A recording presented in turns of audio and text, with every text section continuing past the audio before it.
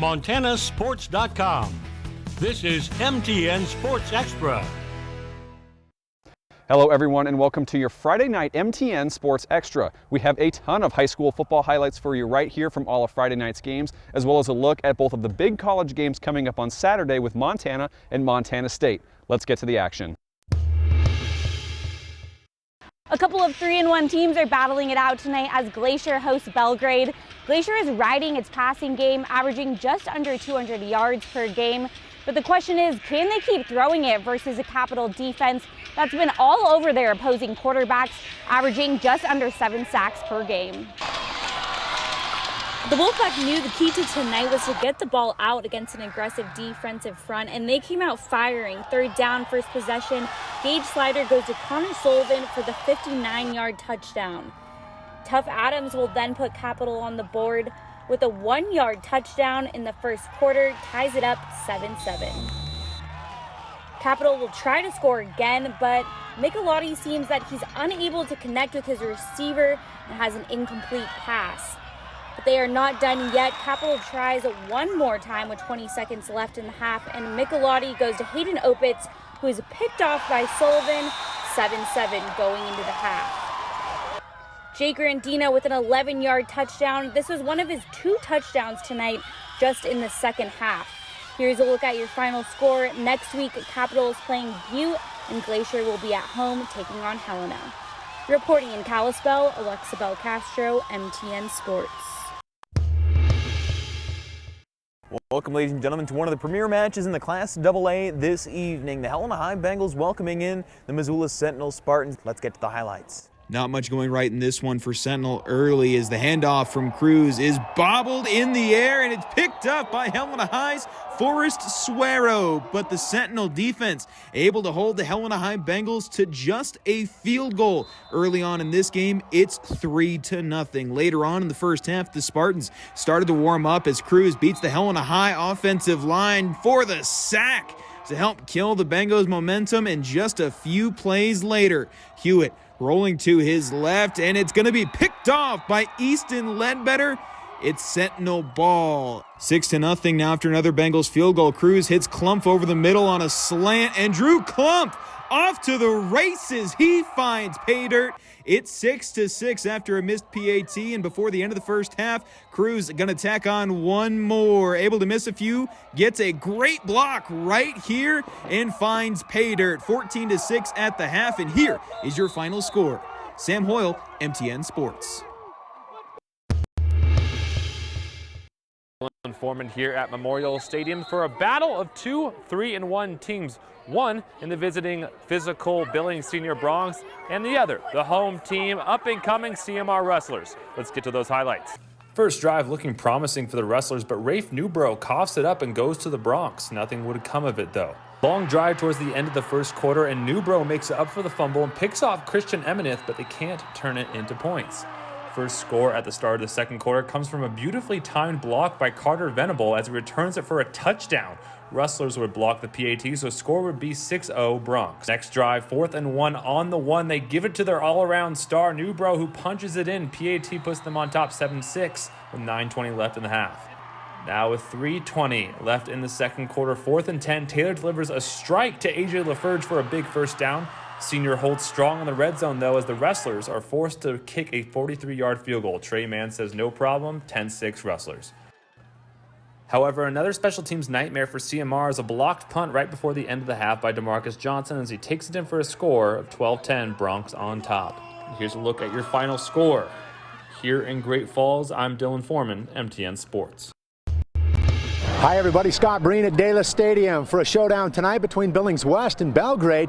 Panthers chasing their first win of the season. West celebrating homecoming. First quarter, West fumbles the opening kick. Belgrade capitalizes with an early field goal, but West dials it up on defense now. Watch this deflection. High into the air. Jacob Sullivan comes down with it and runs it back inside the red zone for West. One play later, Michael DeLeon around the right side for a 6-3 Bears lead. PAT was off the mark. Just over a minute left in the first quarter. Watch Taco Dowler lay out for this catch. Moments later, Clonch fakes to DeLeon, then keeps it himself. 2-point conversion makes it 14-3 West. Next possession. How about this? Clonch over the middle to Caden Dowler. He's got some wheels. De Leon's blocking for him. Does Dowler have enough gas to finish? Yes, into the end zone, 20-6 West. Now Belgrade driving. Passing into traffic, picked off by Dylan Dinas. That leads to a Clonch Riley Bergeson touchdown, 28-3 Bears. This one makes it 41-3 West with 2 minutes to play in the half. Clonch to Caden Dowler again. So there it is. Bears win a blowout tonight. They'll be here at Dallas for 3 of their final 4 regular season games. Scott Breen, MTN Sports. There's more action on the way when MTN Sports Extra continues after this. We're back with more MTN Sports Extra. Spectacular weather here at Bob Green Field as Butte Central gets set to host Corvallis for homecoming, and both teams looking to turn things around. The Maroons coming off a pair of losses to Whitefish and Hamilton, and the Blue Devils at 0-4 still searching for their first win of the season. So let's get to those highlights. Central wasting no time on its opening drive. They march right down the field, and that's Connor Pochervina hitting pay dirt from 1 yard out. Conversion good, Maroons grab a quick 8-point lead. Second quarter, Luke Garrison airs it out, and it's sophomore Zane Moudry with the impressive snag to set up the Maroons inside the 5-yard line. And next play, Garrison keeps it himself, rolls out, and spins into the end zone to put Central up 14-0. Corvallis' offense stymied for much of the evening. Chase Tucker throws, misses his receiver, and Kyle Holter makes him pay. That drive ends in a turnover, but Central forces another punt from the Blue Devils, and this time Holter's going to take it to the house. He's ducking and weaving his way to a touchdown, and the Maroons are up 3 scores. The Maroons throttle Corvallis to earn their second win of the season and keep the Blue Devils winless. Final score, Butte Central 44, Corvallis 0. In Butte, Luke Shelton, MTN Sports. Hello everybody, Casey Conlon at homecoming in Laurel tonight. The Locomotives trying to move to 4-0 on the season, taking on Hardin. A raucous crowd early, as you'd expect, in the train yard, and the Locos gave them plenty to cheer about. Early on, Kyson Moran deep to Connor Gregerson. He's got it in the end zone, loses it late, but ruled that he had possession for a touchdown, so it's 6-0. Bulldogs find some offense on their ensuing possession. Sean Mailing, play action. Deep over the middle, he's got his receiver, and he goes all the way inside the Locos' red zone. But Laurel's defense would stiffen from there. Zane Kazmarek with the sack on 4th down to preserve the shutout. And then the Laurel offense goes back to work. Watch Bo Dantic. Through the middle, and then high-stepping into the end zone. Had some style points. 14-0 at the end of the first. More of it in the second.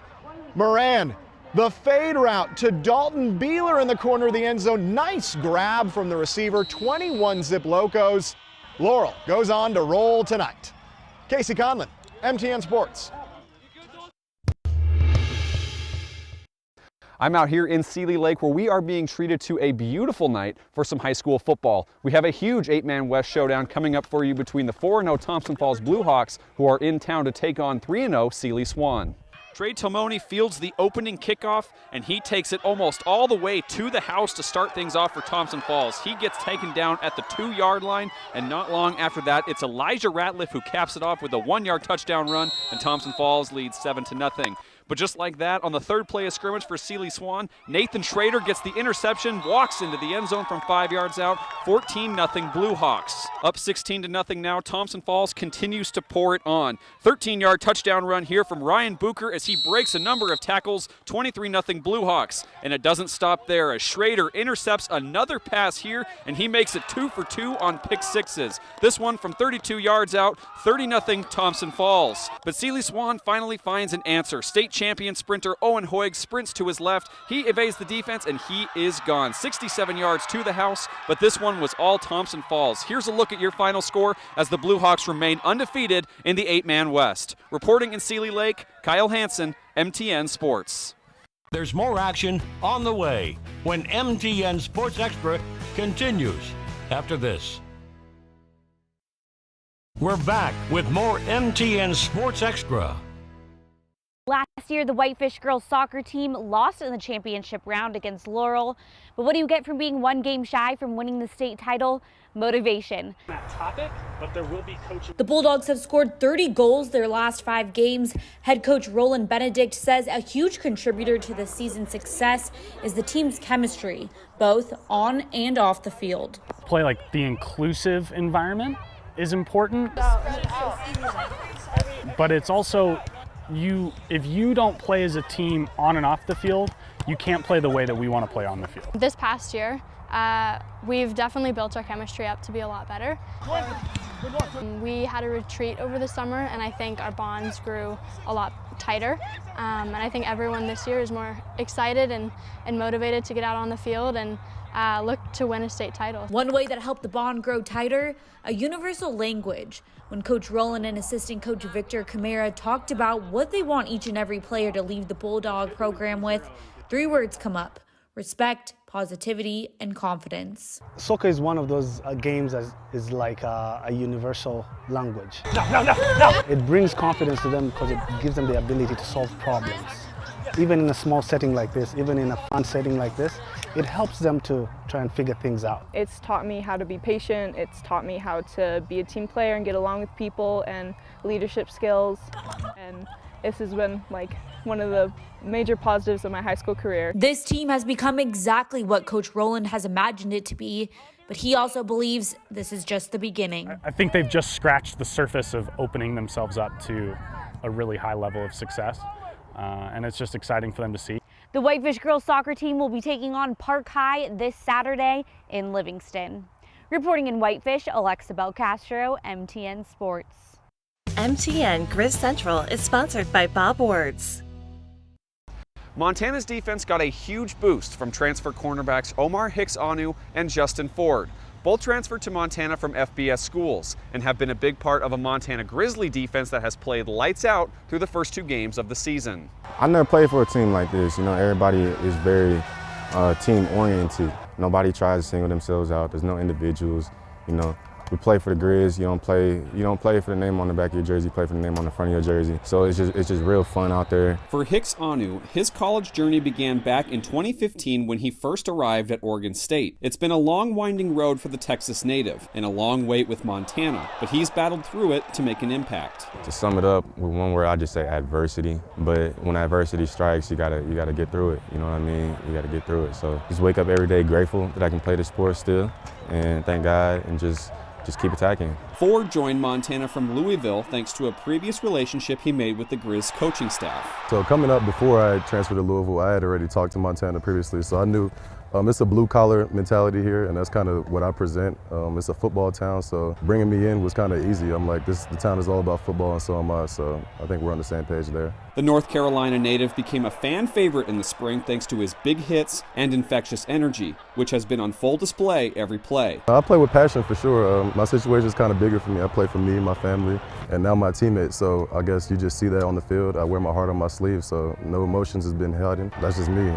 It's my true self. It's been an unconventional road across the country to join Montana for Ford. And like his fellow corner, there's one word he'd use to describe it. I'll definitely call it adversity. And the type of guy I am, I love it. It just makes you have to rise to the occasion. And I feel like I've done it. I feel like I can continue to do it. And I like being here. I feel like it's a great opportunity to go win something big with this team. And that's why just hard work and dedication for all of us. Reporting in Missoula, Kyle Hansen, MTN Sports. Find more highlights along with in-depth sports coverage anytime at montanasports.com.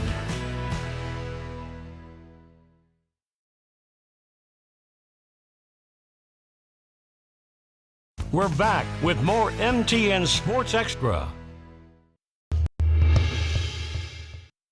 Big Sky Conference football play is officially here in Missoula. The Montana Grizzlies are now getting set for their conference opener right here at Washington Grizzly Stadium this Saturday. The Grizzlies opened the season with 2 dominant victories but had the early bye last weekend, but now get set to host the Cal Poly Mustangs. The bye week came early this season for Montana after 2 wins to start the fall. Head coach Bobby Houck said that's how the schedule worked out, and the team is tasked with adjusting accordingly. You know, the schedule's set, so you plan for it. We really do about the same thing on every open date. I mean, the only time it's more beneficial than another, in my opinion, is if you're banged up and you get another week to heal up. I did tell our guys that I was disappointed we weren't playing last weekend because I'm enjoying watching them play. So we had to wait an extra week, but it'll be fun this weekend. It was good. It was good to get some time to watch some football. You know, most of the day we're getting ready for our games on Saturday, so it was good to be able to sit down and watch some football, you know, relax.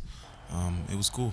You always enjoy a bye week, able to relax and take some time off. The attention is now on league play. The Grizzlies enter Saturday's contest ranked 4th in the FCS, the highest mark in the Big Sky Conference. But UM says it's business as usual as they march toward another goal. I think you have to approach every week trying to win that Saturday, so that's what we're going to do. The addition with the Big Sky Conference games is the goal here is always to win a Big Sky championship. So, you got to go get them if you hope to do that. I'm just gonna go out there, and whoever they put in front of me, I'm gonna play the football I know how to play. I never really looked at other teams as what conference they're in or anything like that. They're 11 grown men, just like we're 11 grown men. Cal Poly is known for its triple option, but that is not the case anymore under new head coach Bo Baldwin. And as for the Grizzlies, they won't be missing that scheme anytime soon. Absolutely. So right now, this is the first time in many years not to have a true triple option team on the schedule. So we are very, very pleased that Cal Poly's not running the triple option anymore. Exceedingly pleased, happy. It's like Christmas came again. Reporting in Missoula, Kyle Hansen, MTN Sports. After wrapping up non-conference play last week with a lopsided 52-10 victory over San Diego, it was wheels up to Oregon for the Bobcats as they prepare for their Big Sky opener against Portland State. The last time these two teams met was in 2018, with Montana State finishing on top in dominant fashion. But if you ask any of those veterans, they'll tell you the Vikings are a much different program.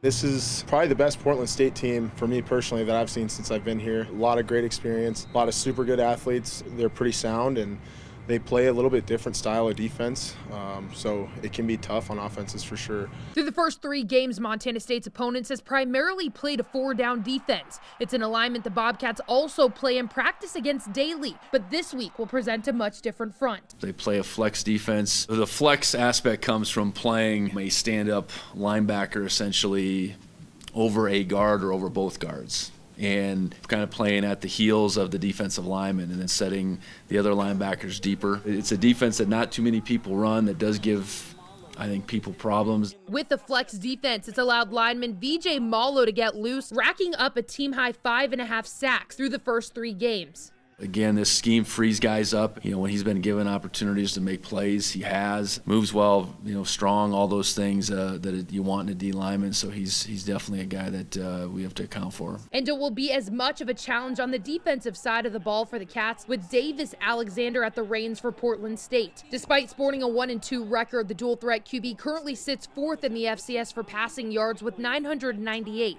He can make plays. He's like a little Johnny Manziel back there. He's talented, so we'll have to do a good job containing him. We have to do a good job staying in coverage when he scrambles. He's able to extend plays, and he's really what drives them. His favorite target, Bo Kelly, also has been a driving force on offense, sitting 2nd in the FCS for receiving yards with 344 on 20 receptions and 4 touchdowns. They're different than any offense that we played the first 3 weeks. They're going to spread it out, and we're going to be in space a little bit more. We better do a good job tackling, do a good job running to the ball, and do a good job getting them off the field on 3rd down. Luckily for Montana State, they're getting back a major piece of their defense this Saturday, cornerback Tyrell Thomas, who is making his fall debut. Kickoff is set for 3:05 Mountain Time, which will be streamed on ESPN+. In Hillsborough Stadium, Ashley Washburn, MTN Sports. Download our free app and take MTN Sports with you. Just search Montana Sports in the App Store or Google Play.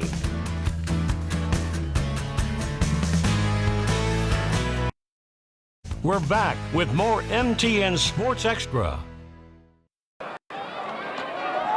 Glacier running back Jake Grandina is picking up right where he left off. First team all-conference last season, and this season averaging 128 yards per game. But if he's feeling any pressure, it's because everyone is, not just him.